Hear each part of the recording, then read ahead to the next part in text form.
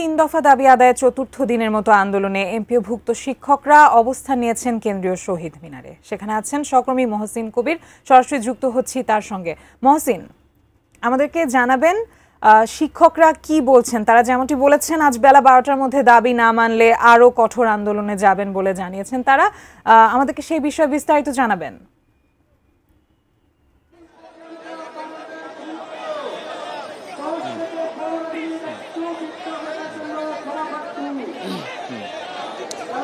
শিক্ষকদের যে আন্দোলন কর্মসূচি আজকে 4 দিন এবং এই চতুর্থ দিনেও এই শহীদ মিনারে শিক্ষকরা এখানে অবস্থান নিয়েছেন এবং আজকে তাদের যে কর্মসূচি ছিল, গতকাল তারা ঘোষণা করেছিলেন যে আজকের 12টার মধ্যে যদি তাদের এই যে 3 দফা দাবি, সেই দাবির পক্ষে যদি প্রজ্ঞাপন জারি না করে সরকার, তাহলে তারা শাহবাগ ব্লকেড কর্মসূচি পালন করবেন। তো সেই কর্মসূচির জন্য এরই মধ্যে তারা প্রস্তুতি নিচ্ছেন। 12টা বেজে গিয়েছে, শিক্ষকরা এখানে জড়ো হচ্ছেন এবং বিভিন্ন জায়গা থেকে আজকের এই কর্মসূচিকে কেন্দ্র করে বিভিন্ন জায়গা থেকে শিক্ষকরা তারা এসছেন দূর দূরান্ত থেকে এবং তারা সবাই এসে এখানে জড়ো হচ্ছেন যে তারা শাহবাগ ব্লকেড কর্মসূচিতে যাবেন। এবং এই মুহূর্তে শিক্ষক নেতৃবৃন্দ যারা আছেন তারা এখানে বক্তব্য দিচ্ছেন এবং তারা বলছেন যে যে কোনো মূল্যে তাদের যে দাবি 3 দফা দাবি, সেই 3 দফা দাবির মধ্যে রয়েছে যে 20% বাড়ি ভাড়া এবং 1500 টাকা মেডিকেল ভাতা এবং কর্মচারীদের 75% উৎসব ভাতা দিতে হবে।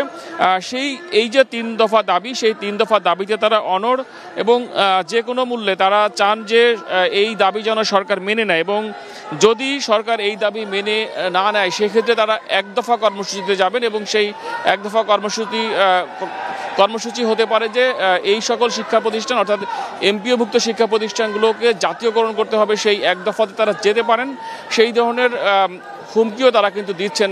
ঠিক হুমকি নয়, তারা কিন্তু সেই ধরনের হুঁশিয়ারি দিচ্ছেন। তো তার আগেই সরকার তাদের দাবি মেনে নেবে সেই ধরনের আশা তারা করছেন এবং তারা বলছেন যে এই মুহূর্তে এসে অর্থাৎ এই 4 দিনের মাথায় এসে কোনো ধরনের যদি আলোচনার আশ্বাস দেওয়া হয় সেই আশ্বাস তারা মানবেন না।